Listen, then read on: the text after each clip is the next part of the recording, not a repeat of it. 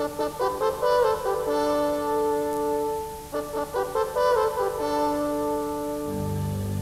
substantial gap is opening up between business faculties and leading-edge business practice.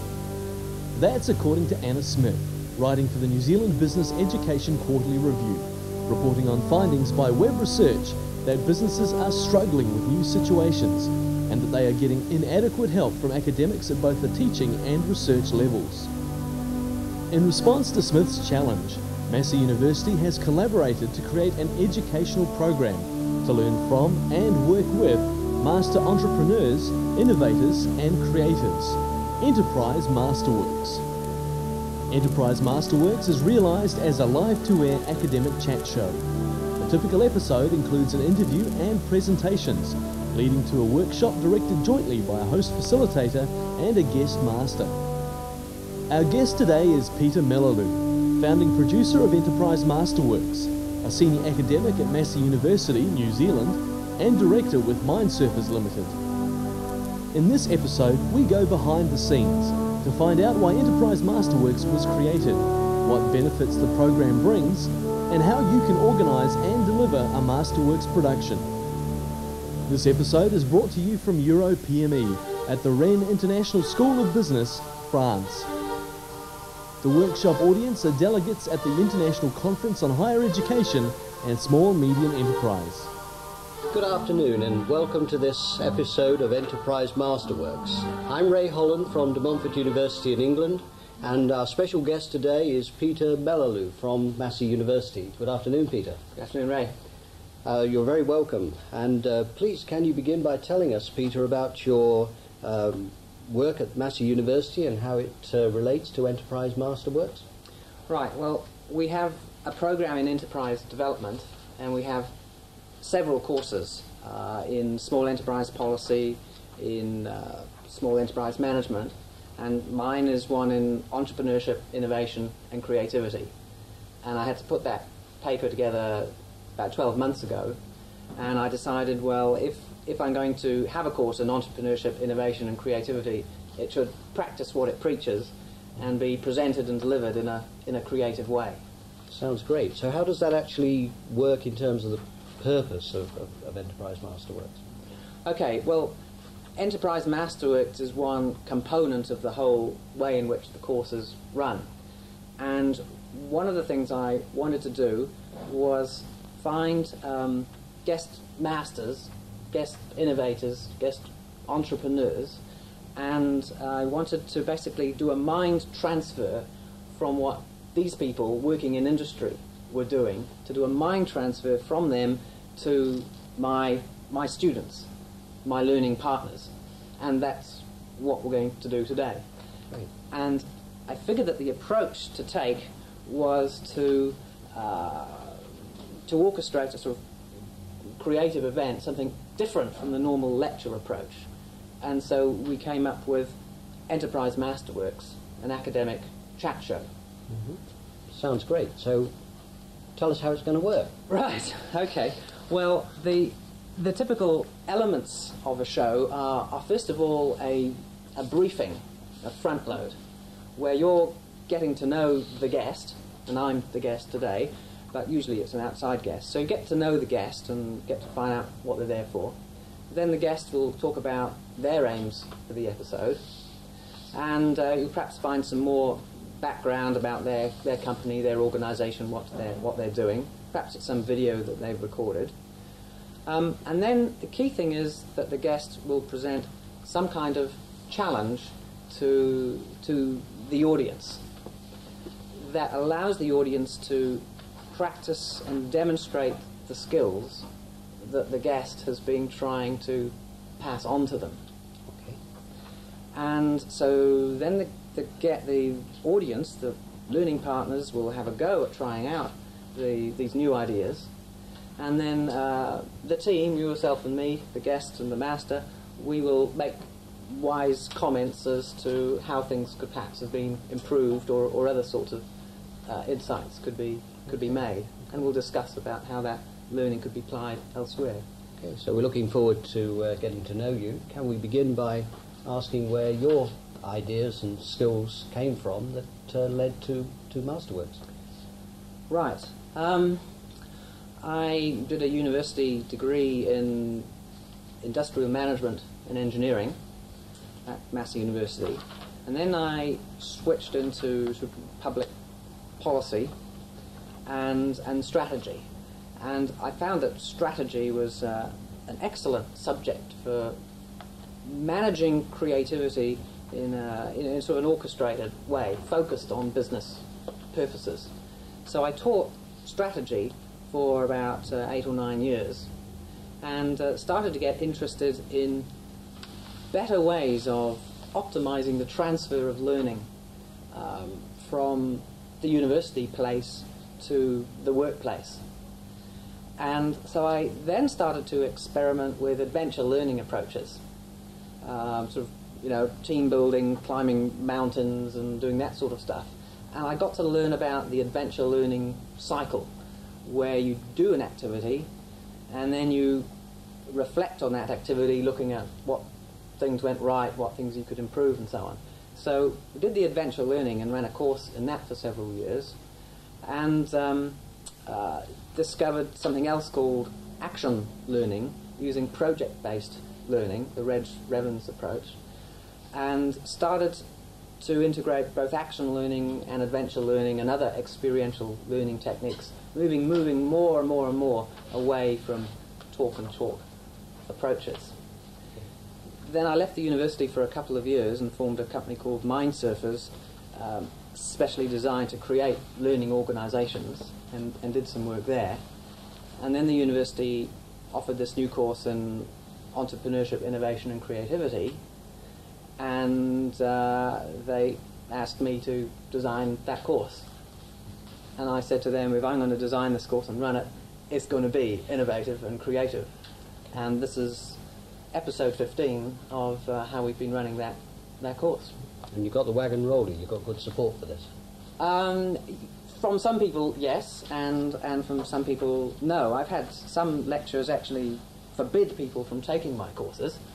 But at the other extreme, the university has a fund for innovation and excellence in teaching, and they've provided me with funds to use a television studio for developing the stuff. So, Peter, that's terrific, and we're all looking forward to it. Can I invite you to tell us what happens then in a typical episode of Enterprise MasterWorks? Right. Well, one of the first things is I explain, the master explains what his aims for the session are going to be. And these have been developed with the host and the partners beforehand. So the computer operator will just sort of flick through these aims and tell you what they are, except I'm the computer operator because we didn't manage to recruit one. So, okay. You just excuse me.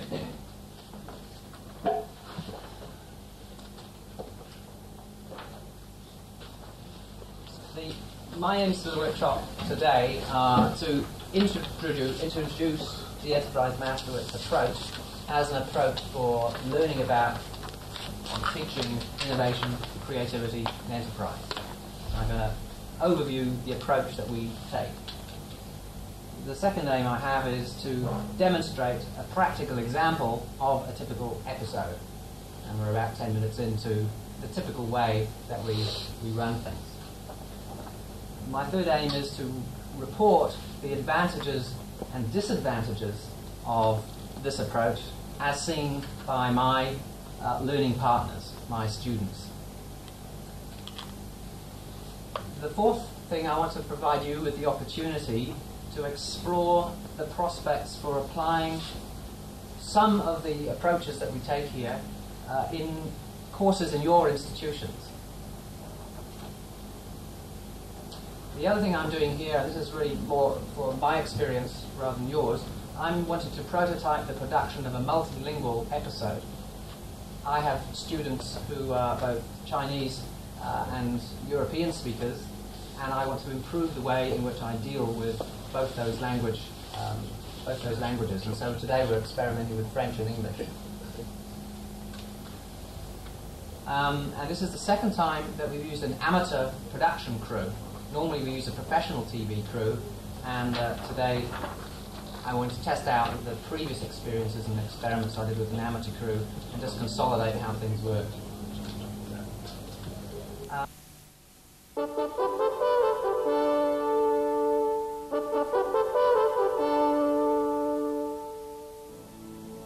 G'day. Today on Enterprise MasterWorks we're down on the farm and with me is Dr. John Baker.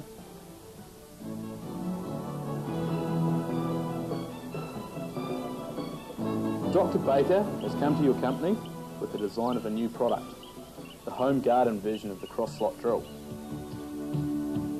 This time, seat opener, it goes in, cuts along here. It's a lot harder. What competing technologies are there in existence at the moment? Well, we know there's half a dozen other companies that want to get into this same game. Absolutely, I would think the best thing to do is try and cover. That would have more application towards the landscape designer and the hyacinth sort of situation. Following through that theme, we talked about how we would expose it, how we would get it out into the market. I think the average in the United States is 25 years from conception to marketplace. We're 30, so we're about 5 years over. With all this experience behind you, what kind of people would you gather around you? You obviously leave out the marketing people because they haven't done a good job, or was that wrong? No, that's not entirely right. The marketing people that we talk to in New Zealand didn't do a good job. They don't see the big picture.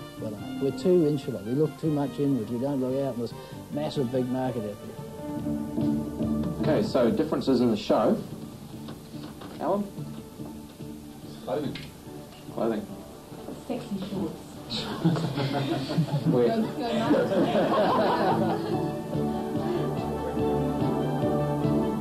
Did people enjoy the theme side of things, the farm?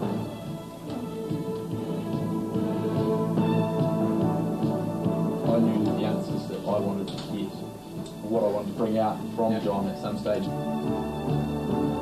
Kiwi Ingenuity, which has both a summary of an invention process and how you manage inventions, plus dozens and dozens of case stories of New Zealand inventions.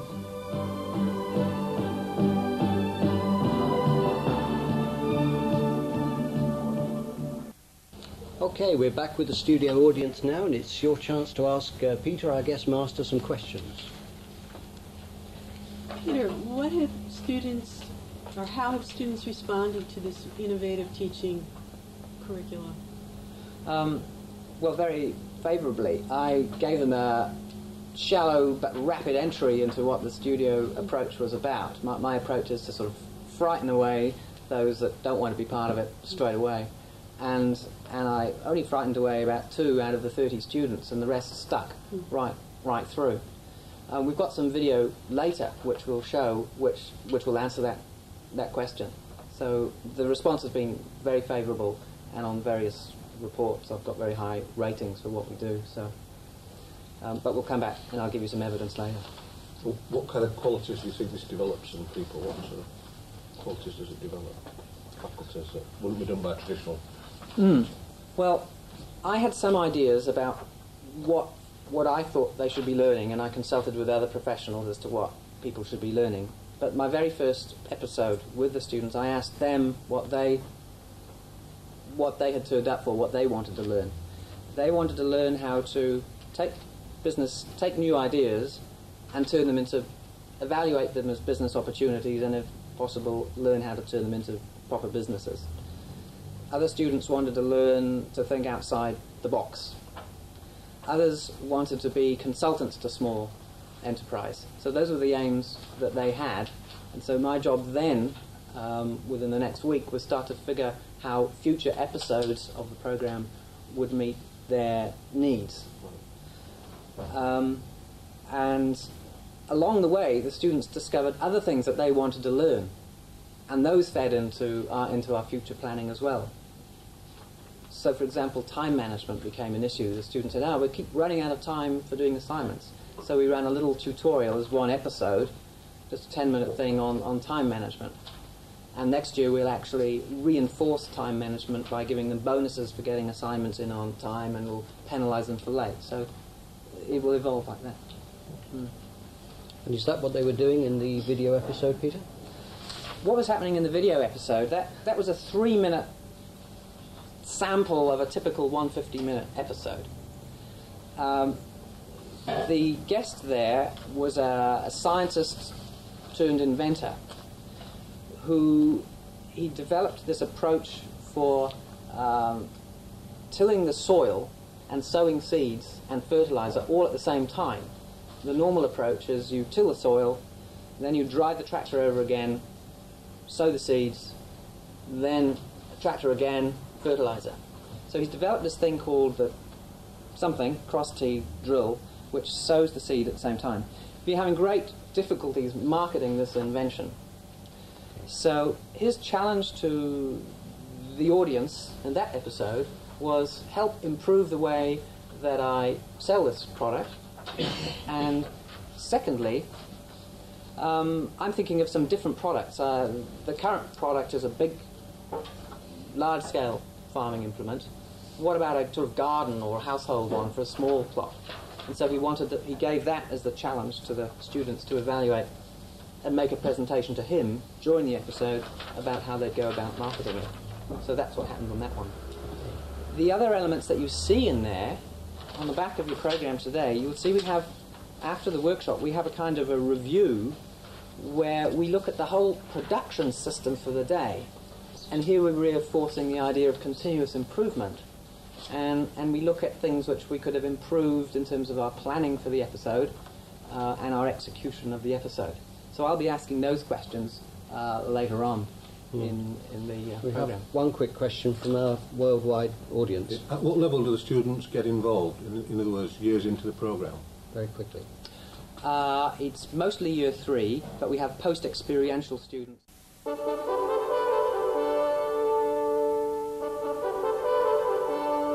Nobody ever invented anything, and nobody ever set best practice by doing what everybody else did. Okay, it stands to reason. So it's not enough to do things right. You've also got to do the right things. And what we're going to do for the next half hour is work out whether EMW is the right thing to do and whether it's doing it right. What is it about learning in this environment that is different from lecture theatre learning? It's just so interesting turning up to this 3-hour thing in the studio. I mean, I'm a chronic lecture misser. I hate going to lectures because I get bored and silly. So it's an exciting environment. It's an exciting environment. We've got videotape and we can actually go back over that at the end. I've done it in a couple of weeks where you go back and you see all the things that I can't see physically from this position, but the cameras have picked up, or something that the guest speaker, for instance, has said that I haven't really taken on board at the time. The video aids the reflective process? Yes. With time, like for me, I'm very analytical in my thinking and reading, so I have to go and watch the video. Okay. So that takes up another couple of hours of my time. Okay. I find it hard. You're going back on the video and you're learning stuff you've missed. Right. So I find it's better, you're not really doubling up, you're not doing it twice. Right, yeah. Okay. One of the major things that humans dislike is not actually deaf, but it's public speaking, and this develops your public speaking skills. The learning environment, you're challenged all the time, and with all the games we play, with the workshop sessions, you have to think on your feet. Speaking, being aware of the TV camera, all these sorts of things are things that are not actually set as objectives, but they add a dimension to the learning experience which you don't get in a lecture situation.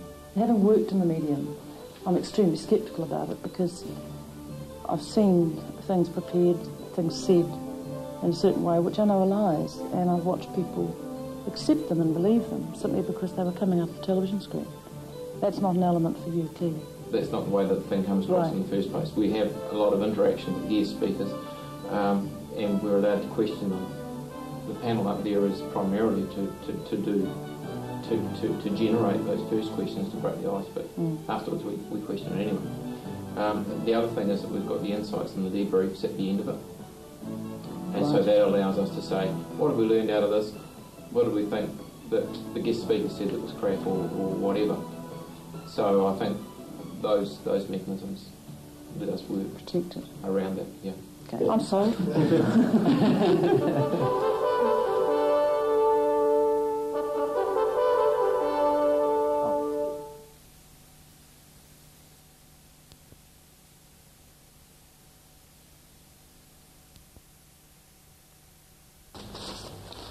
Okay, Peter, you've got us all on the edge of our seats now, in anticipation. So I gather you're going to set us some interesting challenges. Right, okay, well you've learnt now most of the elements of how to put together an Enterprise MasterWorks show. You're going to create some elements yourself. So we've got 3 workshops today. The first is called Competencies in SME, an Academic Overture. The second project is Introducing EMW, First Steps on a Learning Adventure. And the third one is a news report team, an international incident. So the first task is for the Americas. Do we have the Americas online, please? Yes. Okay. You are a world-class team of educational innovation consultants competing for the opportunity to introduce pedagogical improvements into the teaching programs of a well-known French business school. You've been commissioned to outline your proposals for implementing an adaptation of the EMW concept at the business school. Specifically, you've agreed to make a brief presentation to the business school's chief executive, reporting on the key benefits that your client will gain from introducing the innovation, your assessment of the challenge of the implementation task, barriers, opportunities and key drivers, and the first steps that need to be taken to implement the EMW program at the business school.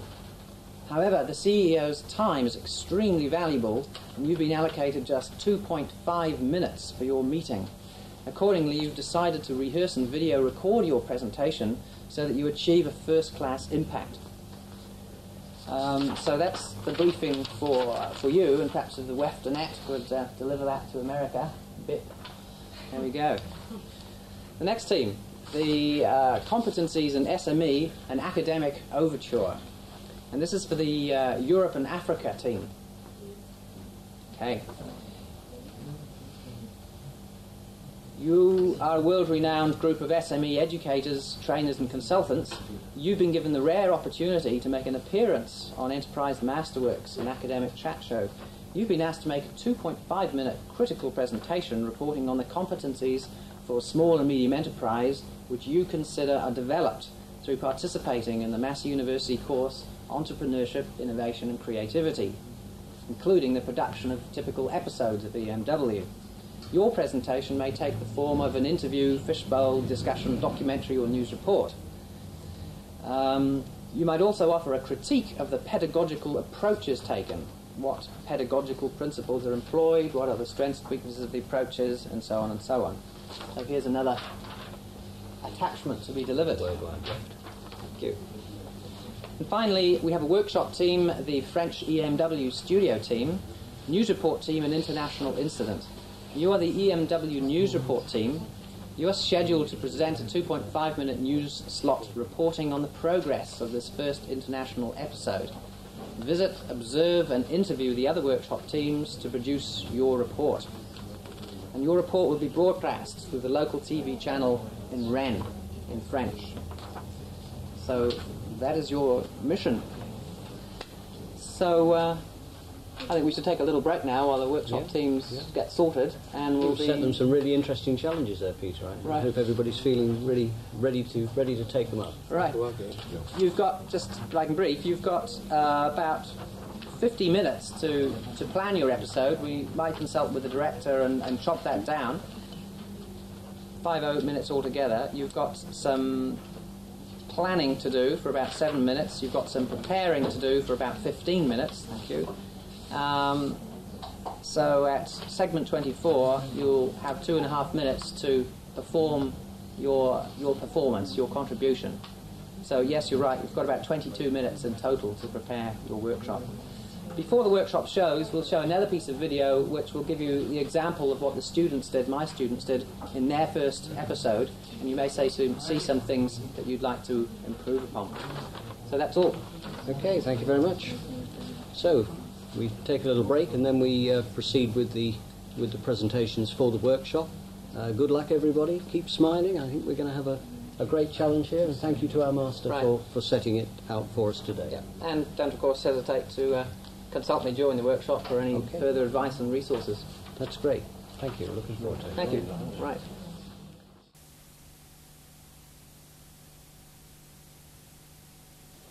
Good afternoon. Today marks the launch of a new program of interest to entrepreneurs, big business, students and so on throughout the country. Massey University in Palmerston North has a brand new course named Entrepreneurship, Innovation and Creativity. But throw away the boring old lectures, lecture pads and so on. These students are creating their own teaching materials in conjunction with TVPC at Massey. And this news release is actually the best part of the day so far. Now, I have with me a fellow workshop participant. Please, Chinwin, tell us, what have you been doing today so far? The course will start at 2 o'clock. As an internal student, I have been taught about the course outline by our course controller, Peter Malalu. Then we have been involved in the studio to experience the live from the studio. At least this course will be more exciting after we have done so far. Thank you, Chinwin. I also have an extramural student here, Stella. How well do you think this program will work for extramural students? Do you anticipate any difficulties? As an extramural student in this studio, I feel that they have got a new teaching methods to even to internal as well as extramural students. I feel that for what's the main problem is that extramural students will not have the opportunity to participate as an internal student right now.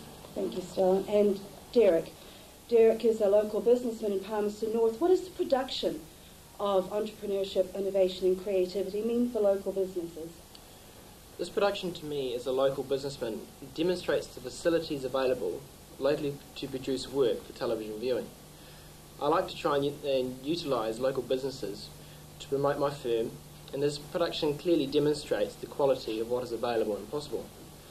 I've never used television as a medium to promote my business I'm in, and this production has opened a vast arena of opportunities available to me, and as a learning medium for students, I think it is very different, but yet very valuable as an alternative to traditional lecturing style.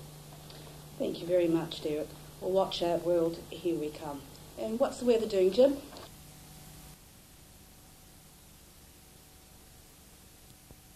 Question. In real time, if you do that, wouldn't it be easier to not use all the video? I mean, why do you use all the video and TV?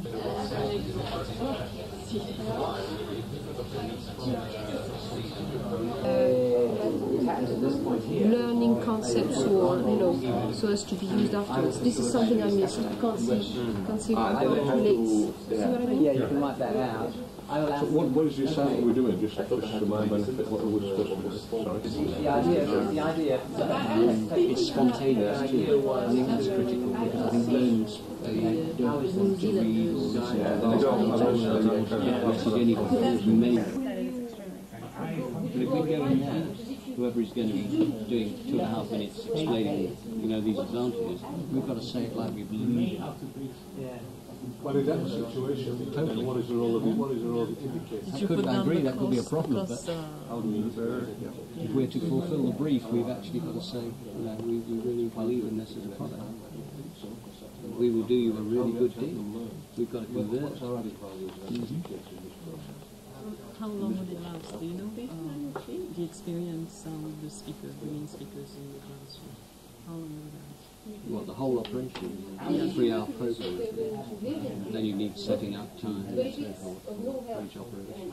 I mean, if it is like quarter to the entire quarter system semester or Yeah, it usually lasts a whole semester, but I'm submitting we might make a proposal which is more based on short, a few episodes of very, very high quality rather than a treadmill trying to go Right, yeah, it will be cool. Those techniques, people use them to get people to work together as a team, think together and share the same. Okay, and plus their time, so you can look at it, right?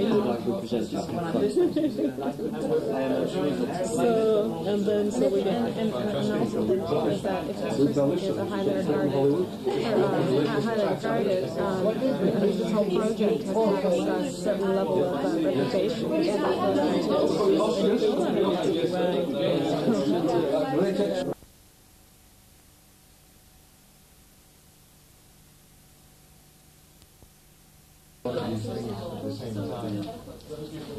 All right. Are you ready? Tell me when. Okay, welcome back to the studio. And now we're going to hear from the teams who've been working in their various workshops. And first we're going to hear from the Europe and Africa group, who were asked to have a look and make a critical presentation on the competencies for a small and medium enterprise, which you consider are developed by participating in this MasterWorks scheme. So I'm going to ask Pauline, I think, to begin this presentation. First of all, we thought this was a very exciting pedagogy, that the students are doing active learning through experiential learning, and this allowed them to develop skills such as communication, teamwork, time management, and this will allow them to develop a creative thinking process as a team and work together to solve problems. Using a deductive process that mirrors the complexity that you would find in an organization, and sometimes creating something that works better than others, but learning as they go through the process. We also thought that the repetition of the process over the course of the class allowed the students to become more familiar with the process and learn how to do it more effectively and efficiently. We thought that it was really good for learning innovation and how to incorporate that into developing an end product.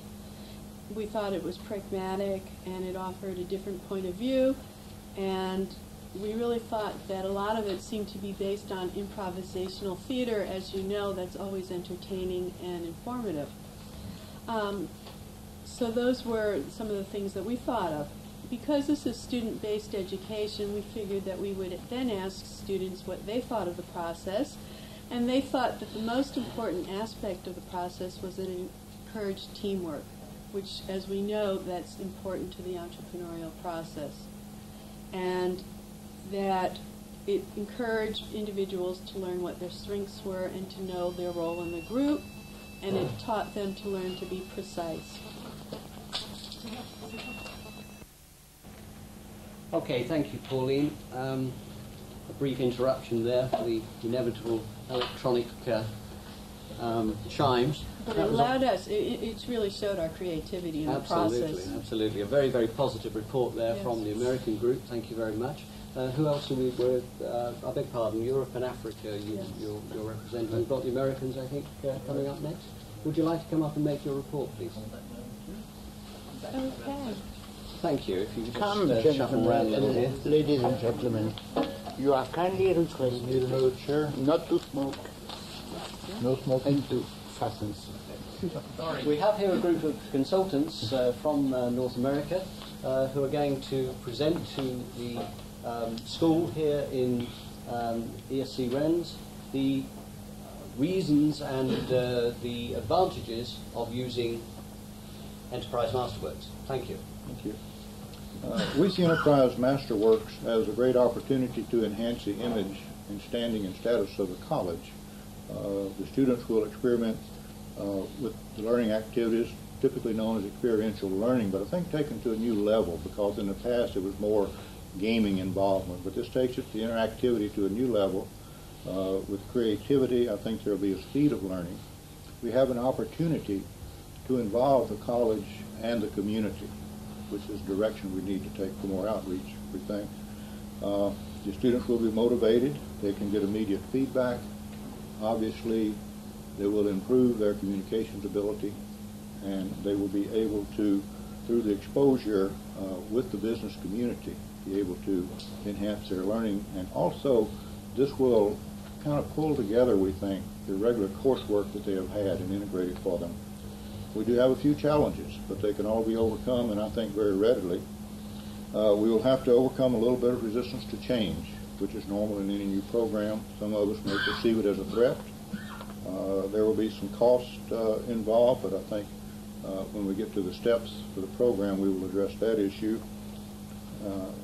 We consider one of the things right now, looking at it, we might like to change the format a little bit. Instead of having a new, different program each week, we might have a longer series of 2 for the semester, featuring well-known business people who could come to here. Our concern is the student learning, and if we can overcome this barrier, if we have a new person every week, we don't have a master every week. We would have rather a person who is an innovative person but is seeking solutions. And so the students will move from one problem, one business to another week after week. So we'd like to have a little more continuity in the program. And I think we can do that, and that would be a little bit of cost to us, but it can be overcome. We were concerned about reluctance of students to be involved. With the reports we have, the students would be very happy to be involved. Those involved in such programs stay very committed. And now our colleague will cover the steps that we need to get into to implement such a program. Well, looking at the program, we thought that one of the first steps would be to outline, to study an outline of the program that was presented to the university. And then we will seek support from different members of the staff, faculty, administrators, and also technical support. In addition to that, we will also seek outside support for the program from the community. We will be looking, at speakers, association, businesses and leaders in the community who have the experience. They will add the credibility that we need to the program, and that will help us, sell it not only to the administrator, to the administration, but also, to the student as well. And we think we should also have some cost estimates, some cost-benefit analysis we should do for the program, and have a budget in place so we can, present as we present our findings. We also present the budget associated with it. And last, I think we should do a pilot project with a group of students and then get their feedback as to what they think of the program, to see to what extent it's realistic and how well students are willing, to participate in the program. And then based on the feedback we get from the students, then we can go into full implementation. Okay, another very positive presentation, really up the tempo of the discussion here, and like all good things, the press have got to know about our operation. We didn't tell them, but good news travels fast. So is our member of the press around to make a set of comments? Thank you very much. Thank you, Muriel. Can I speak French? Yes. Yes. So you're the translator? Are you ready? Can I speak slowly? En français? Non, je traduis en anglais, oui, c'est bien que je peux. Voilà, donc nous sommes aujourd'hui dans ce programme expérimental. Experimental program. Donc, qui est mené par Peter Melalieu en Nouvelle-Zélande. Led by Mr. Peter Melalieu. Cette expérience, la mise en place de ce studio de télévision nous a permis de comprendre in vivo, en fait, en direct, helped us to understand in live la façon dont il fonctionne avec ses étudiants. The way he is working with his students. Donc les premières réactions des différents groupes, comme nous les avons déjà en partie entendues, donc sont plutôt des réactions très positives. Usually positive reactions. par rapport à ce programme innovant et qui Regarding permet this innovating program, d'intégrer les étudiants et de les faire participer Which davantage allows- que dans un cours classique. which allows students to participate more, to be more integrated in the lecture than in the classical course. Donc ce qui semble particulièrement intéressant est le côté processus et les instruments qui sont utilisés. What seems very interesting is the process and the instruments which are used. Et la réactivité qui est demandée de la part des étudiants, comme nous avons pu nous-mêmes la vivre, puisque les temps sont quand même très limités. What's interesting is the reactivity expected from the students, like we could live it through right now. D'après notre reportage, nous avons pu constater qu'il était peut-être nécessaire d'avoir un peu plus d'explications initiales au début du programme, car le lancement pouvait sembler un petit peu confus. But according to us, it could be interesting to have some more preliminary instructions before the beginning of the program, because it seemed a bit confused for most of the participants.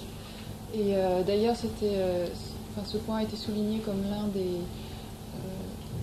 l'un des côtés intéressants en fait, puisque la première fois, en quelque sorte, on apprend à apprendre, donc on apprend un processus et ensuite on peut travailler davantage sur les sujets en eux-mêmes, d'où peut-être l'intérêt d'une certaine répétition, comme l'indiquaient nos conseillers nord-américains, et d'avoir une série de thèmes assez proches les uns des autres. This process is interesting because first we learn how to do it, and then we learn how to apply it, and therefore it's a good idea to have several sessions or several episodes which relate to the same subject, or which subjects close to each other, the subject not be very different one from each other.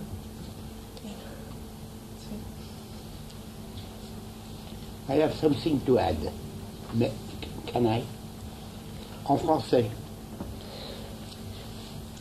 J'ai beaucoup appris dans cet épisode parce que je comprends mieux pourquoi maintenant les budgets de la télévision sont si élevés. I learned a lot through this episode because now I understand well why the budget of television are so high. You have developed an expensive conception of making business. This is sincerely, I would like to understand why your system gives the impression that you need much money to do that. Because when I started my business, I was very poor and I had no money, and I succeed. Right. And I am afraid you are giving the impression to students that if you have not a lot of money, you can do nothing in life. And I disagree on that point. I understand what you're saying, and that's a good point. And it's partly to do with my sort of history coming from sort of adventure learning. The idea of adventure learning is that you take people out of their comfortable environment and you put them in an uncomfortably different environment, and that allows them to explore new ways of working together. In fact, it's cheaper to use a TV studio than sort of take the students away and hire specialist instructors to take them up on a mountain. And so we are using sort of an expensive TV studio, but for me it was free. The facilities already existed, so it wasn't expensive. Here, I tried to, we could have got away with just two simple cameras, but I wanted to create the impression of a sort of a high-tech, different environment to sort of make you feel a bit on edge. And that's why we brought in every single television set that we could find in this place to make it like a studio. But it's mostly not necessary. The last one I did just had one television set and the two cameras, and and I think that's relatively affordable. Would you? Yes? Oui. I think in that regard what you're talking about is many institutions have equipment of this nature seldom used, much underutilized. We find that. And also our concern about going to the community. We're talking about getting support in terms of equipment as well as financial support. And often it is available. And your studio costs, we recently converted an old unused classroom into a studio, which all it took was cleaning up and filling in the facades in the background like the old movie sets you might think. They're very inexpensive. You can do them right on site. Exactly. My first 12 episodes, again, were in a specialist TV studio. This is a classroom. It's not a specialist. Yes, but we must remember that the people from IBM who have invented Apple begin in a garage. Yeah. You know. Yeah. And many entrepreneurs begin like that. Yes. So if you must teach poverty to the entrepreneur at the beginning, because if he has not this sense, sometimes it's very difficult. Yes. Poverty is a big constraint. Yes. If you read the article, one of the creeds or one of the philosophies that the students liked in my course material was we haven't got the money, so we have to think. Yes. And ideas first, and then money comes alone. Yes. Yeah, exactly. Yes. Have a rich vision first, and then the resources will flow. And my students are starving anyway. I mean, their ability to actually get through a program now without coming out at the end of it without a tremendous amount of debt. And none of them leave without a big yoke around their necks in terms of debt. So I think the starvation and the hunger is kind of built into it somewhere along the line. And of course, there's plenty of evidence from history that many of the great musical compositions were done when people were starving, and many of the great paintings were done by people who died starving. Is this starvation an important element, Peter? And Benvenuto Cellini burns his furniture for having the... For me, as you know, my name is Melalieu, and the idea of starvation is a terror, a horrible thing. And if you look at the study materials, you'll find a little personal biography, and one of my two creeds in life is, we strategize, therefore we shall be, and the other one is, if in doubt, eat. So no, I don't starve. It's a top priority for me. So what feeds enterprise thinking?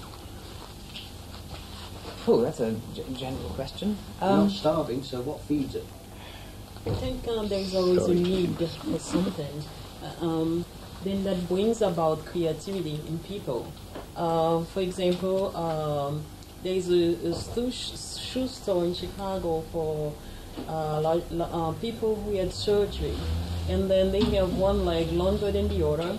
There is this woman, she was looking for shoes to fit her size, and then she had this handicap, 1 foot longer than each other.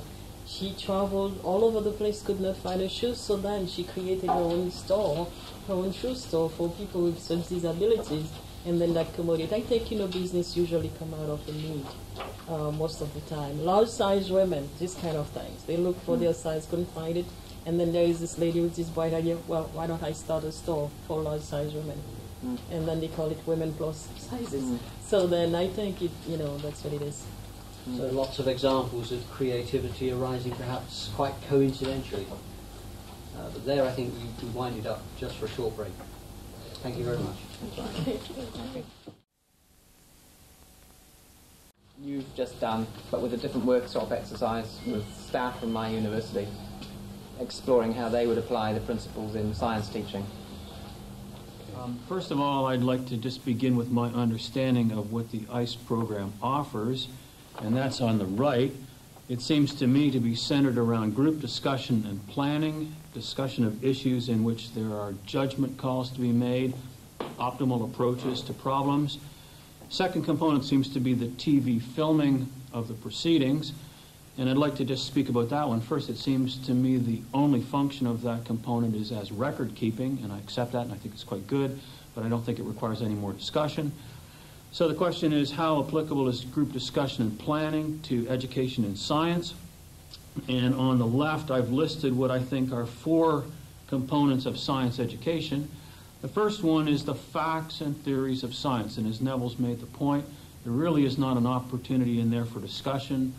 Einstein's theory of relativity is what it is, and people either come to grips with it or not. But beyond that, there are some areas in which there are judgment calls to be made in science, and I've listed them in, I think, the order that people run into them in their scientific careers. First of all, how is science done? There is an established scientific method, which again is fairly well established, but the question of what experiment to do, what proper controls are required, is amenable to group discussion and could be, I think, used in this format. So the method of actually doing the experiment. At the same time, a component of doing science is explaining it and presenting it, and so presentation skills, which are obviously a component of this class, would be applicable here as well. I might say we do much of this in science teaching already with students giving seminars and presentations. We just don't have the film record available. The role of science in society, which I've summarized here as relevance, is certainly amenable to group discussion. Ethical questions are being raised all the time. There are various ethical viewpoints, and a group discussion is by far the best way to illuminate those rather than to have somebody pontificating.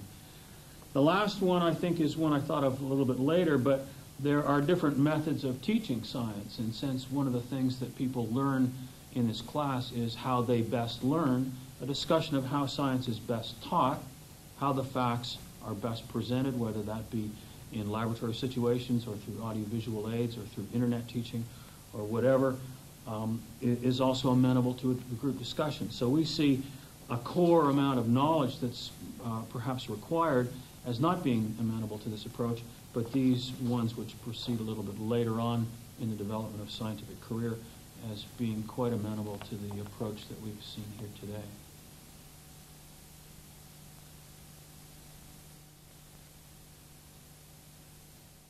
Okay, welcome back to the studio, and we now have a group of remaining reviewers who are going to have a look at whether we've achieved the aims of this episode, which I would remind you are to have a look at how Enterprise MasterWorks is effective as an approach for teaching, innovation, creativity, and enterprise. And we'll have an open discussion here, but first I think I'd like to ask our master, our guest for today, Peter, to tell us whether he thinks that we have indeed achieved these aims and objectives. Well, I think yes, but basically the process is that I'm asking you. That was what I was offering, and so really my question is, do you think we achieved that objective today? Okay, you guys, how's it worked for you? How was it for you, as they say? I'd like to start. I think it works. However, at the end of the process, I think I'd like to see a summary period where I had the opportunity to reflect on, I learned about innovation, I learned about creativity. I really like to summarize what entrepreneurial skills I learned today, and I would like to see that in like 5 minutes, a summary session, so that I could walk away with a concrete feeling of what I learned. Right. Well, we've got that scheduled for you. In fact, that's the project clinic, and we will actually go through and get those kinds of reactions so that we each say, this is what I learned today, this is the new insight that I've got. So hold those thoughts. We'll put them up there in a minute.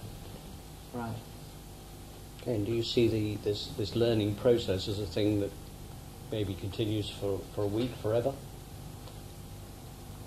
I'd love it to happen like that. I think, for me, this is one of the greatest things in my life, is orchestrating and running one of these shows. The adrenaline runs high.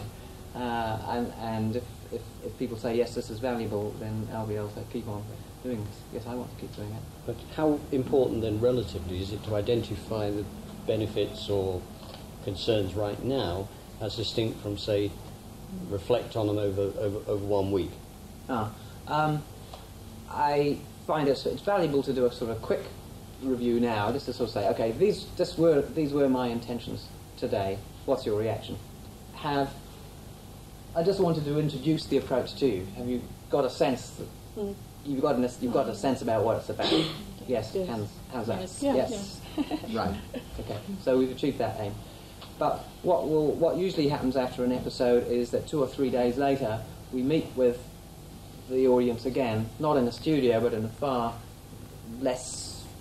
more informal way, and we go through this thing we're doing in a minute, this project clinic, where we have had time to think and reflect, say, what was that about? Oh, it was about that. So we do have that incubation time to come back. But I'm demonstrating it to you kind of in a few minutes' time. We'll crunch that through. Yeah, the program you're proposing is certainly innovative, and also students will learn more about, enterprising. But the creativity, to what extent students are going to be involved and really be able to be creative about the enterprise. So are you looking for creativity in terms of generating ideas from them and, business ideas that they could think of, or maybe an issue, a problem that maybe the speaker would bring about, they would try to resolve?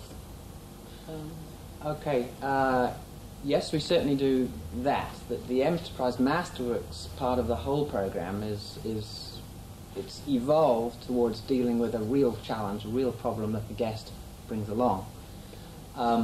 But there are other things the students do. They have their own projects, which they have to work on. Okay. Now, some of the projects are orchestrating their own episode of Enterprise MasterWorks. So they do the research on the company and the master. They compose a show and run it as host. But some of the other students, they will. One group did an evaluation of the innovation requirements for an organisation, a local community arts council.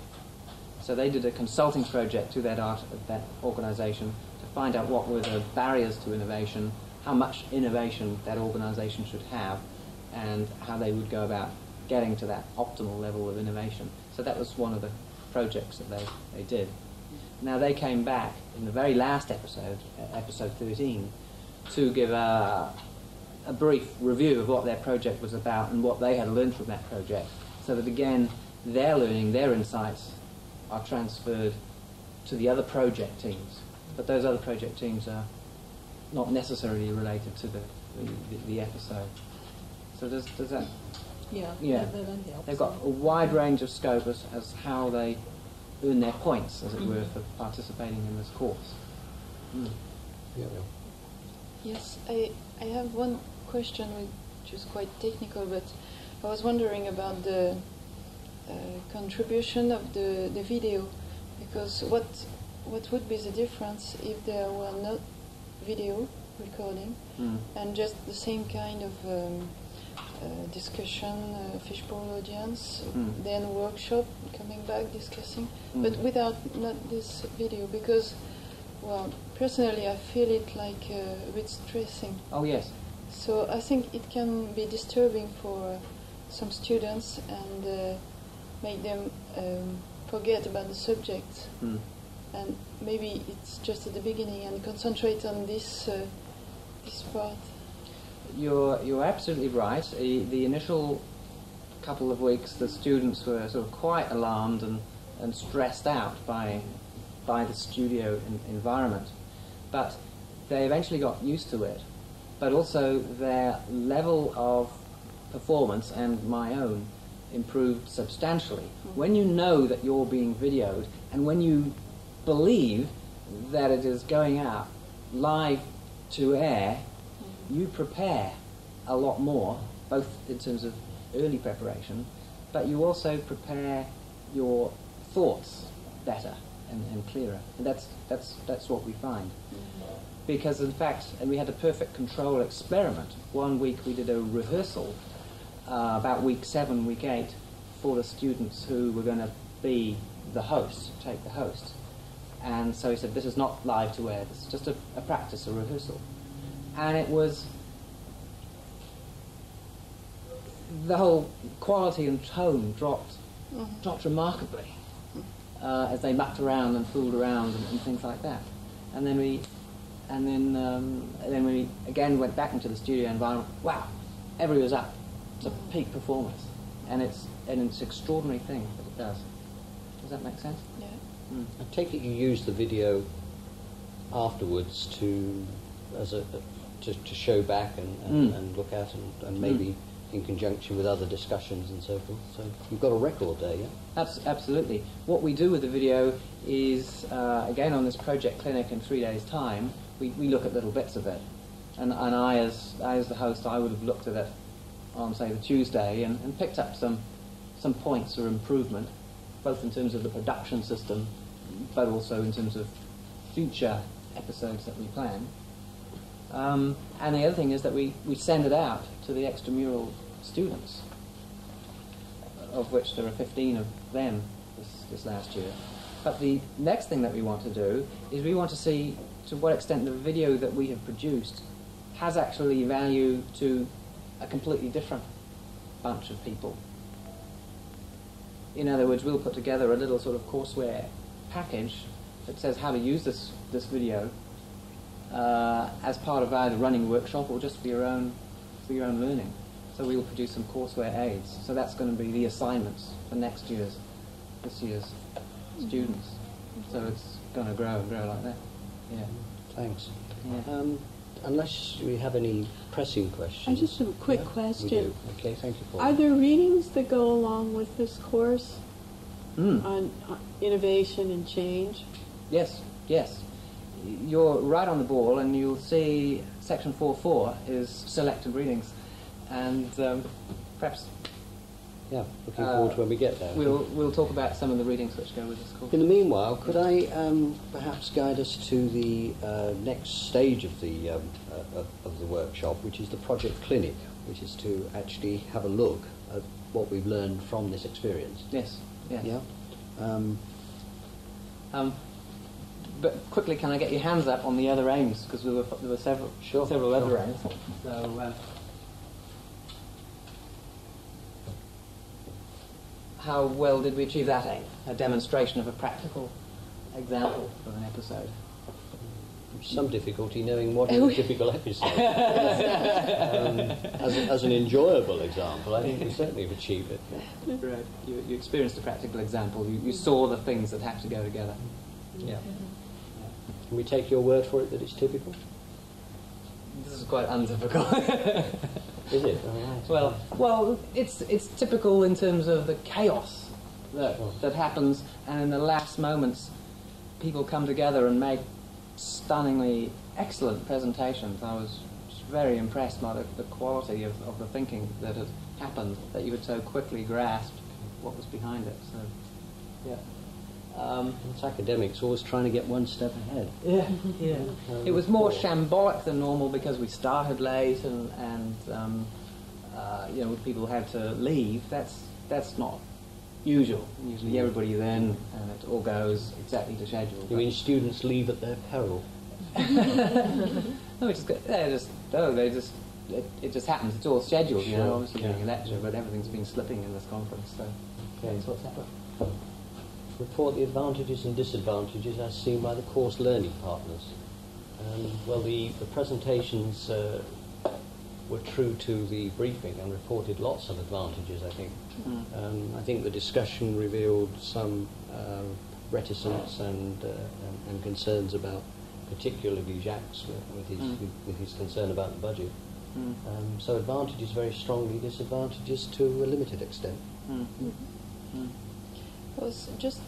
May I ask a question? Of course.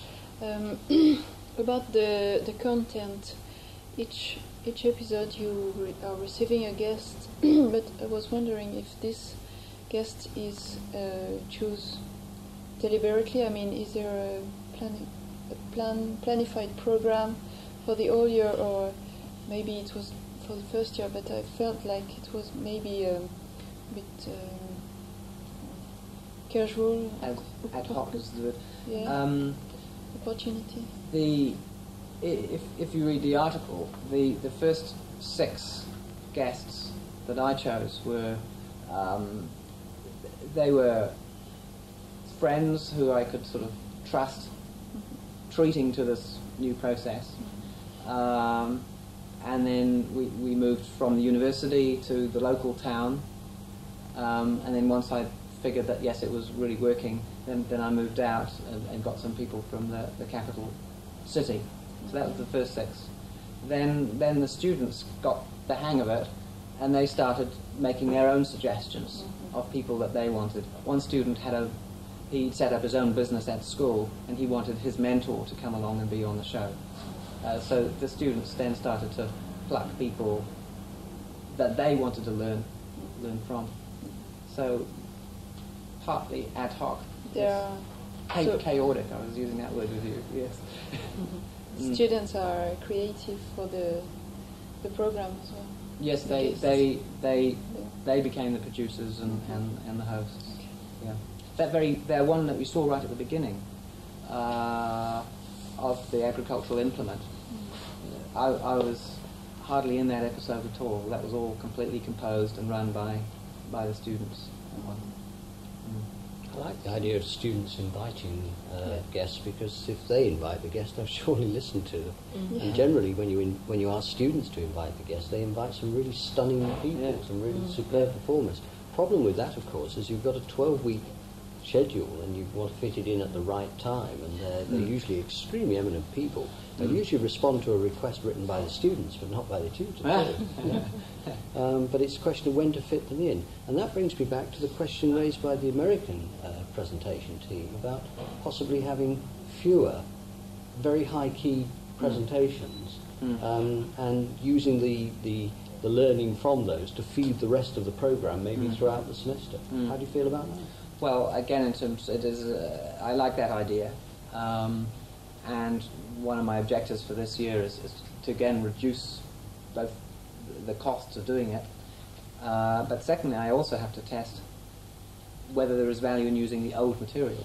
So we will do it we will shoot a new show probably on a fortnightly basis, and we'll recycle the old video material and try and reuse it in the weeks in between. So that's what my current plan is. Otherwise, I suspect you may have vast amounts of extremely valuable stuff that just gets lost in the midst of time. Well, the other thing I'm doing is, to the extramural students, I'm sending them out one tape each.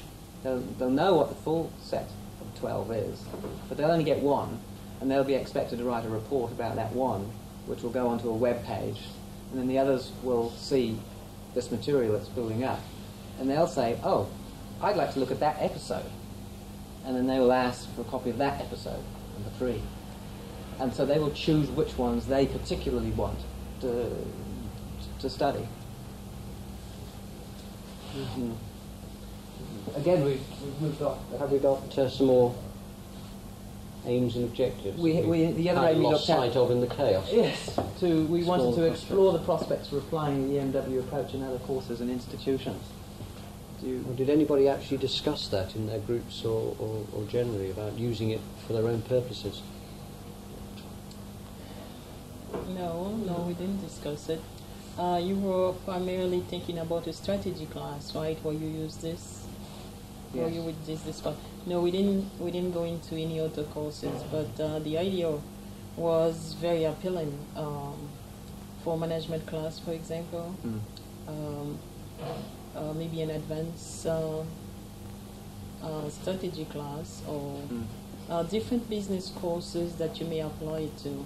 And even you can apply it also to a finance class to some extent, because students may see the financial aspect of it as opposed to, they will have real world input in terms of the financial world. So, I think you can apply it to a number of classes or a number of courses, it would be appropriate.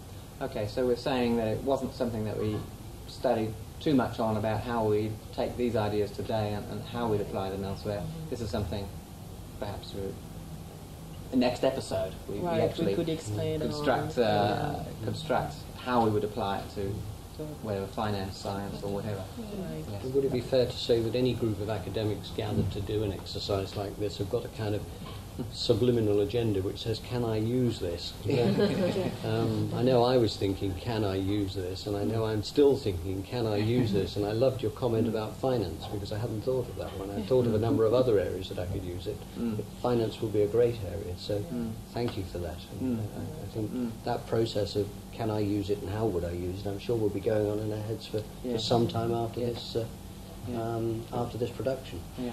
And we actually have an episode on finance. We had an entrepreneur, a venture capitalist type entrepreneur, and the question to him that our students asked was, okay, you've got a great idea.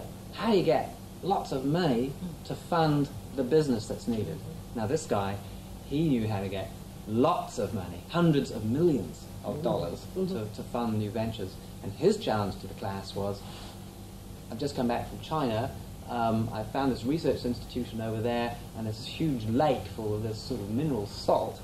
I need to build a plant which will employ about 400 people in the middle of nowhere in China. I'd like some ideas that I can present to my board on Thursday. Go. And so it was a real case.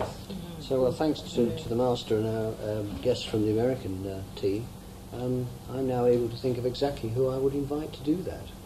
He hates finance, but he's been very successful with finance as a designer. So the students will clearly listen to this guy. Very, very successful. And this point about listening to the real people that do it has been a constant theme of this conference, hasn't it?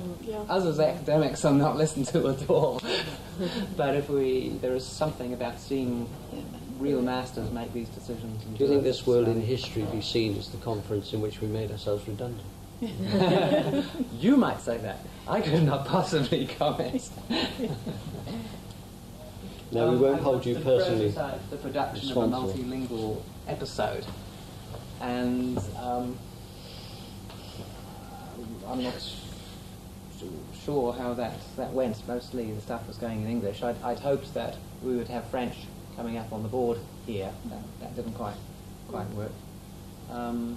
For the French speakers, how did you find understanding what was going on? Oh, I could understand very well. What was. I could understand. What was going on from where I was. I could understand. Sorry. Yeah, and I think it was a great idea to involve different part of the world, because this is a type of technological type of learning that a lot of schools are looking for innovation. As a business program comes into boredom and they get hit to different angles, I think innovation really it's something that people are looking forward to. Now they try to have internet classes, they have to try to have different interactive classes to different type of media, but I think this also could contribute to the innovation process. Have you thought of putting this on the web and doing interactive computer programming in distance learning? I'm a technophiliac. I love technology, and I especially made a decision to keep away from the web last year because I knew it would consume me. But one of my student teams actually did an evaluation to explore how we would use the web to support this course. And that's excited me, and we will use the web in various ways. We will, as I indicated before, we will use the web as a learning support system to help project teams from both internal and external work together on things. We'll use the web to link existing students with past graduates of the course. We'll use the web to put what I call the courseware, the supporting material that goes with the video. We won't put the video through the web. We'll perhaps put a 3-minute sample of the 150-minute episode on it. But we will have the program documentation and that sort of stuff will go on the web. That's my vision for the next 12 to 24 months. So that other teachers as well can find the stuff and say, hey, can you send us a courseware that's based on this entrepreneur that knows how to raise $100 million for a plant in the middle of nowhere? Does that make sense? Yeah, I would even think of taking it a step further and having satellite classrooms around the world, so you would become an absolutely multilingual experience, Yes. as well as multicultural. Oh yes, I'd love to do that. And this is my prototype. This is my prototype to see does it work in a multilingual thing. I mean, that wire there. I mean, that could be in New Zealand. Right. Yeah, we tried it in different corridors to get that experience of does it work if you're out of the room, and yes, that works. Yeah. And we've run audio conferences linked up to the TV studio, and that works. So it's just a matter of getting a bunch of people out there here that want to listen into the show, and we'll do it. Can I share something that was really exciting? What was really exciting about this was that I've seen case studies done through interactive television where the participants are in another part of the state and audiences are speaking back and forth to each other. However, it's not that type of action learning, and after a while when you hear people speaking, it becomes very boring. It's like you're talking about a newspaper article and a story that happened yesterday. And what I really liked about this was this action learning, and everybody's participating in it at the same time. And that, for me, was a much more real experience, while case studies you can learn from in terms of interactive television and computers, I think this format is much more exciting. And I would like to see something like that available. Can I add that I was quite excited by the potential for surprise in the workshop? I mean, I've had a wonderful time, and all afternoon ideas have come up that I'm reasonably convinced wouldn't have come up in a very long time in a more formal scenario. I think creating that edge of tension around what's going to happen next is partially responsible for that too. It's a kind of enjoyable fear, strange concept perhaps. And I've got a slight, it's a bit of a nightmare perhaps, a fantasy of sorts, that I can just now see my students out on their representing their various nations. I've got 22 different nationalities. I'm going to require 22 tables out there, and equal numbers of translators. It's almost unthinkable, but very exciting.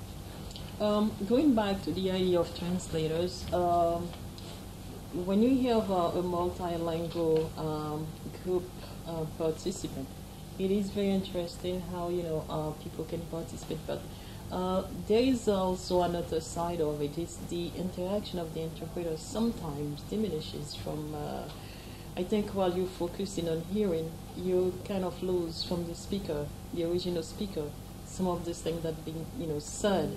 And then the interaction you have directly with the speaker, you're trying to pay attention to the speaker while you're listening to the translator. I think, it is the drawback of, of this kind of episode. If we could think of, for example, of maybe 2 or 3 languages that dominate the world, because you just talk about 20, that will be very disturbing. Absolutely. So if you could think of 2 or 3 languages that you will see, well, most people in this population, right, everybody can relate to and can understand, then you will diminish the number of translators. What I would like to add, it was something is interesting because when people were talking here on stage, everything was very clear. And what is interesting is for another language speaker is to try to follow an interactive workshop, which is quite difficult at the beginning, but I think this is what must happen in most of the time in a firm. This is, you have a conversation with a group and trying to find out a solution. And yeah, this is true, but the firm usually doesn't deal with multilingual, right? They will have people either speaking French, right? If it's a French organization, they expect everybody to speak French. They may have outsiders coming from other countries. Then they will try to accommodate them, right? And then basically, for example, there may be one language that everybody could relate to. For example, English. A lot of European speakers, they do speak English beside their own language. So then, in organization, chances are, well, they may not bring in, multiple language skills. I think the point you were making was that you're saying normally it's difficult to concentrate on a kind of a free-flowing workshop conversation, like you mean like the ones over there? But you said something. But here it was clear when they did the presentations at the end. Was that the point? Yes. Or there was clarity elsewhere as well? Well, where was it clear? Here it was clear on the stage when the speakers were speaking alone. I mean. Yes. And what is difficult, but as well what is interesting, what was interesting for me is to try to concentrate on the flow of speakings. But at the same time it was quite difficult. So maybe you might find at the beginning the students might be surprised. And this is another problems to concentration on the subject. But it's a real problem, isn't it?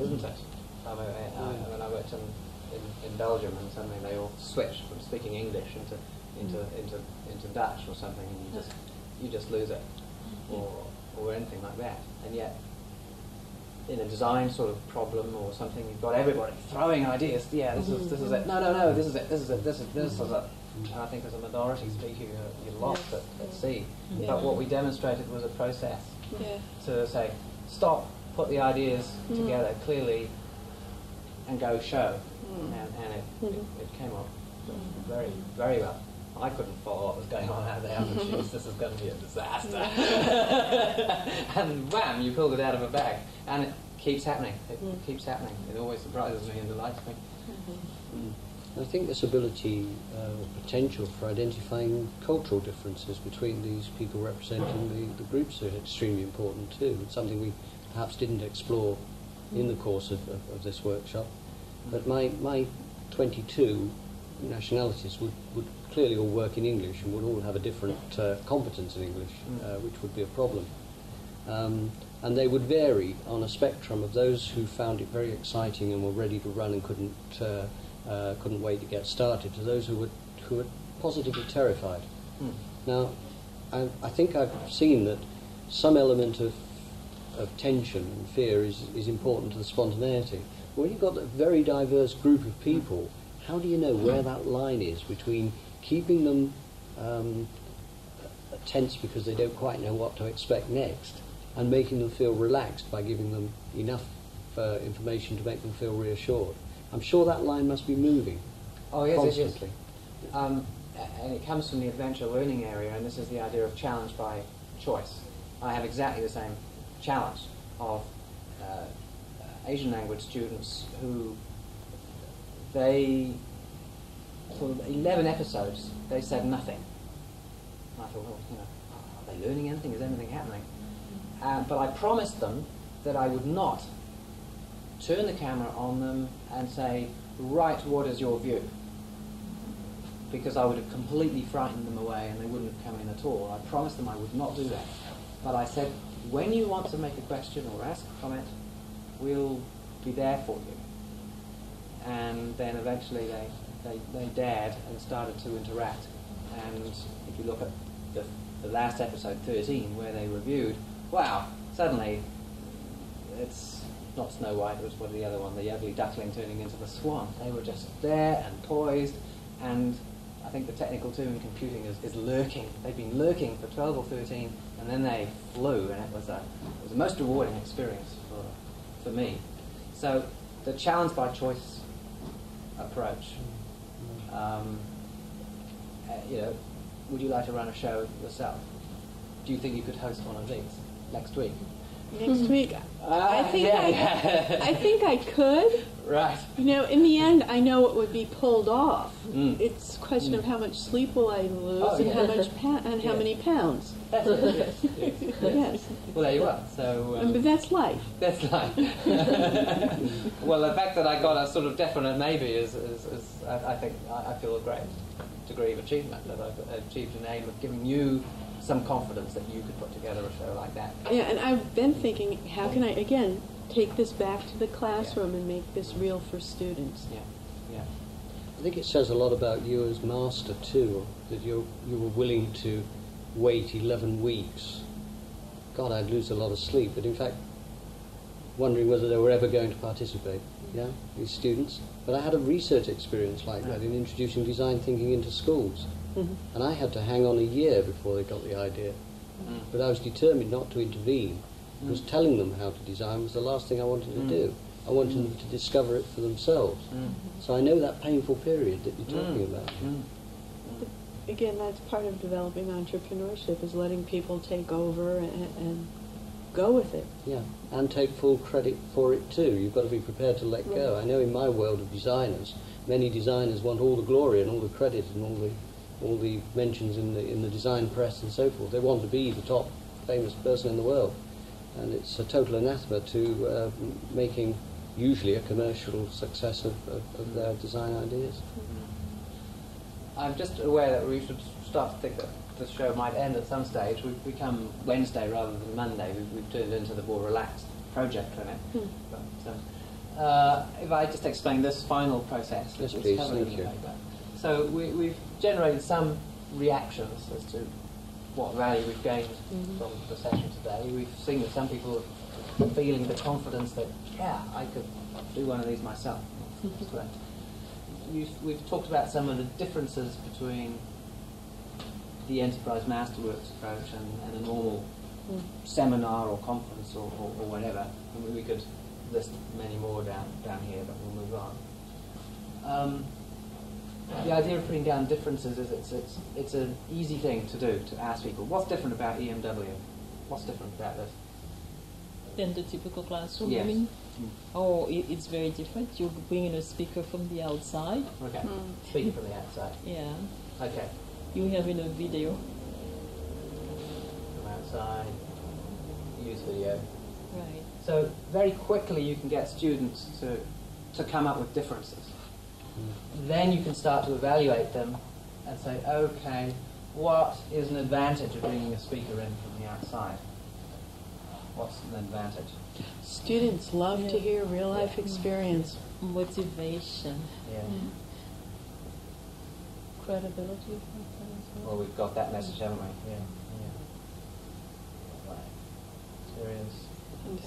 And link with the local community. Links here. Interaction with the local community. And what about the boredom? Okay, this is just an example, but as you see, it flows out the ideas. If you have the problem, we have the problem in New Zealand of getting students to talk and participate. Exactly. And this is quite a useful one to drive them through. So, but then, okay, what are some disadvantages about the use of a speaker from the outside? Scheduling them. Yeah. Scheduling them. Jack's cost. Cost. Right. Time, I'm sure he would wish me to. Time. Administrating. Yeah. And there's also technical knowledge required to masterize all this. Okay, we're just talking about speakers. Okay. But yes, the use of video. Disadvantage is the technical skill. The other part of it is you lose control because you never know what the speaker's going to say, and you hope that they're going to incorporate the major ideas. Yes, absolutely. Yeah. Will they fit in with what? With the agenda. Yes, in fact, we had a guest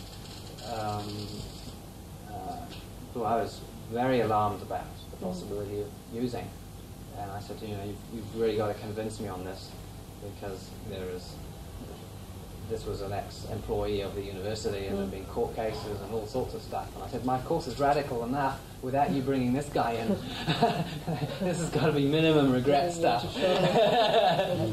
Sometimes we bring in speakers, well, we don't use videos, but sometimes we bring in speakers into the classroom. We get some basic background about their skills, their experience. They send us a CV, and they tell us sometimes in advance to see, well, what level are those students and what kind of area that they will feel comfortable with, so they can have an idea exactly, how to direct their presentation. Yes. And of course with this, I can send out the videos from a previous week to the guests, so they've got a sense of what actually happens, and they say, ooh, I can outdo that person, I can drive them through them. So we started to talk about some insights. What are perhaps some of the key new thoughts that you've had from participating today? What aha has happened in your mind? This usually takes 2 or 3 days. That spontaneity brings out the best thinking.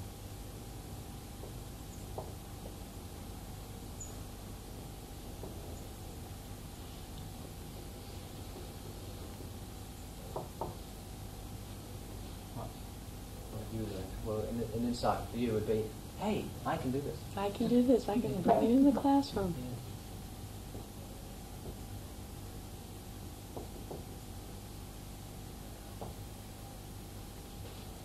Well, my problem is, how do I sell it to my dean?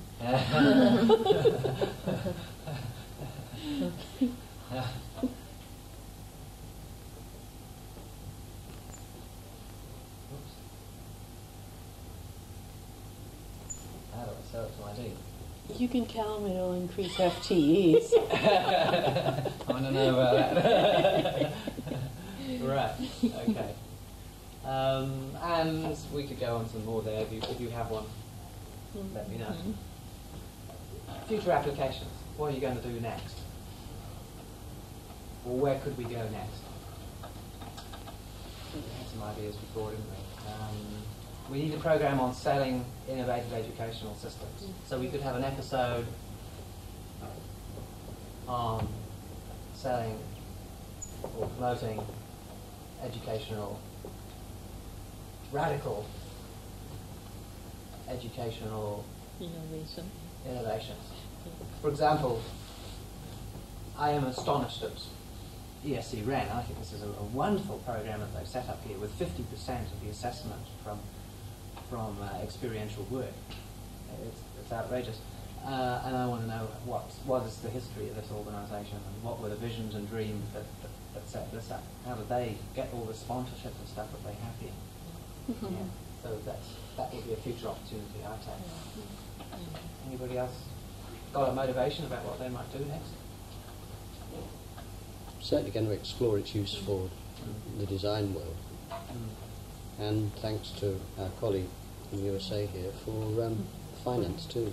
So we have to do that module.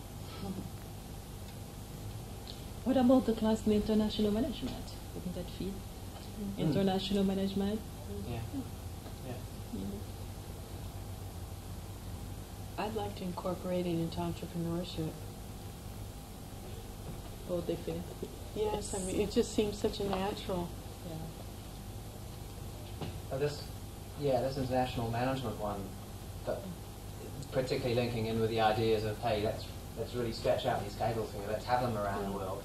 Let's really work out how we manage this multilingual communication, and really think about better ways of doing it than just say, right, let's do a common denominator. Everybody's got to speak, and they've got to speak English, kind of thing. And thinking ahead, maybe taking some of the best material from it into a CD-ROM format for other purposes.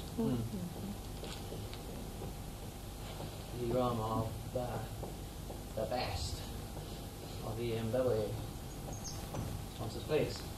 Right, well, we've finished the board. We could spend more time on that. Thanks very much for your time. We're very happy to have emails and whatever sent to me on that. Well, I think we've got another segment or two, some selected reading. Okay. So I think we come to the part now where our master, who's been working so very hard here all afternoon, is going to give us some pointers for selected reading and the way forward with these ideas. Well, if you want to know more about both the history of Enterprise MasterWorks and how to go about putting together a show, things like that, there are two resources. There is the printed version, weaving the threads of enterprise, entrepreneurship and innovation, and there is the version on CD-ROM. Is that the one we got in our package? Yeah. Yes. The conference. This is the one I submitted, and it's okay. on the disc. Well, theoretically, it's on the disc. I haven't. If you're curious to know how this episode got produced, this is the sort of master plan for it. And you'll see the organisation chart, and you'll see the roles, and you'll see the timing, and various other things.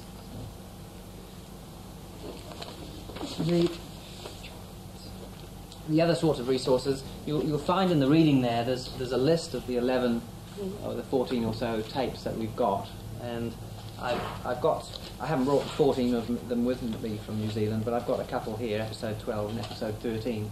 So if you do want to have a look at them, I'm here for the next week, so we can have a look at them on the video.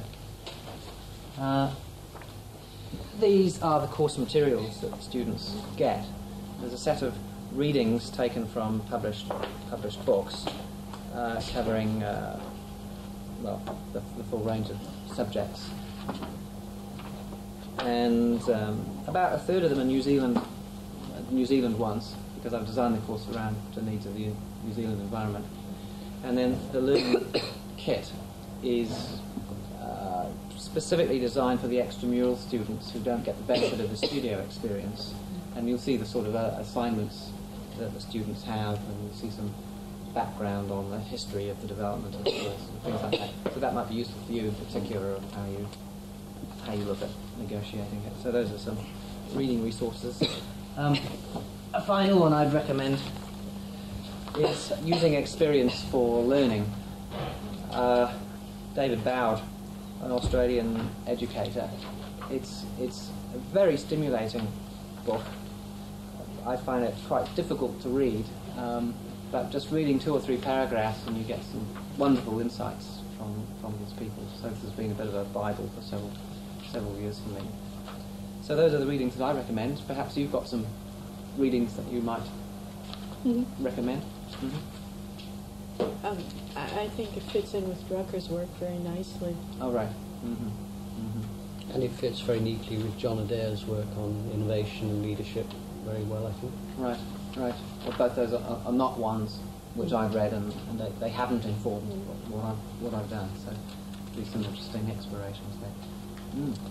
Well, in New Zealand, all the faculties and administrators really resist to any kind of change and innovative ideas in the classroom. I mean, you could do as a faculty member. There are certain things you can do, but when it comes to the curriculum, it may take years before you can change anything. Oh yeah. Same. There's a reading in here by Gifford Pinchot. You know his 10 Commandments. It's easier to ask for forgiveness than it is to ask for permission. Okay, that's a Creed 3. That's a great.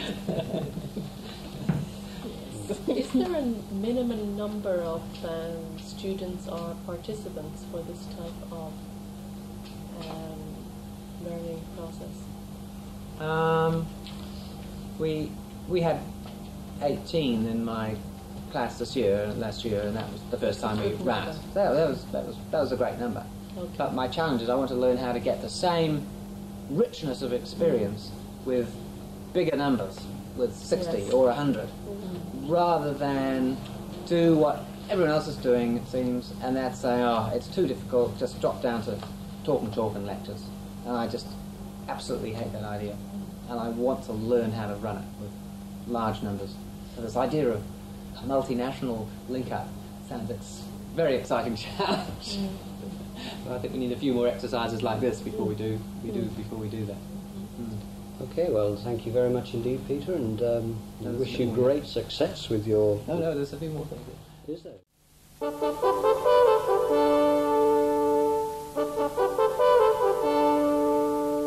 Welcome. I'd like to welcome you today, and this is our first show, so we're going to be having lots of learning adventures today. So it's just basically what we did wrong last time, we've learned from it and changed it this time, sort of thing. 2, 3, 4, 5, 6, 7, 8. Okay, do you want to start off? Yep, Let's talk about what it is about this style of learning that makes a difference to how much you learn, to how much you retain.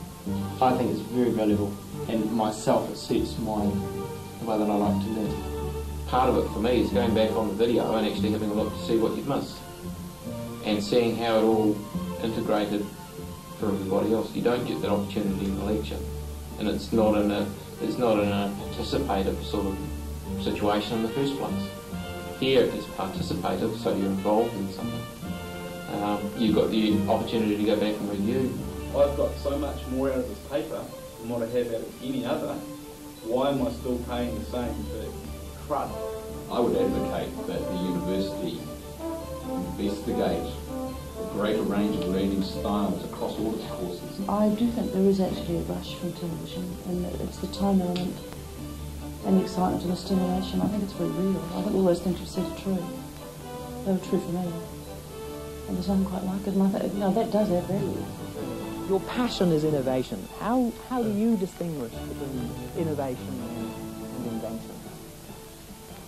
Well, I think innovation is talking about adding some value, taking an idea and doing something that adds some value somewhere in the process. One of the things that I think is always helpful when you're looking at an assignment is to think of what will be your short-term, your medium-term and your long-term goals and activities. And it's really helpful to a client to have those clarified.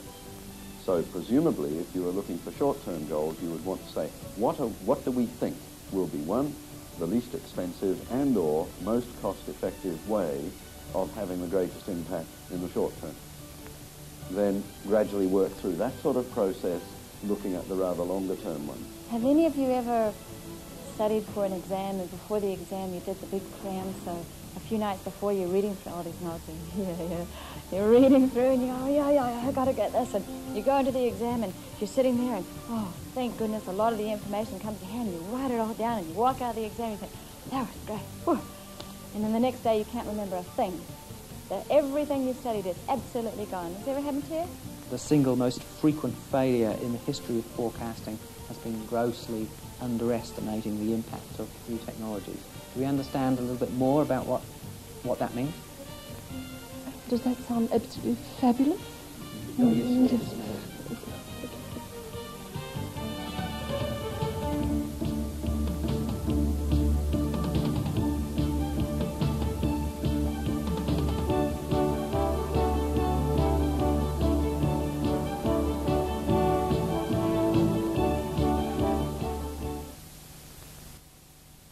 Well, we've come to the end of a very exciting period this afternoon, looking at Enterprise MasterWorks with our guest master, Peter. And I'd like to thank everyone who took part in the exercise, and our hosts, ESC Rennes, for making us so very welcome. But you've given us a lot to think about for the future, Peter, and I think most of all, thanks go to you for your tremendous insights and hard work today, and we look forward to meeting you again sometime. So it just remains for me to say tune in to the next exciting episode of Enterprise MasterWorks. Thank you. Thank you. Thank you.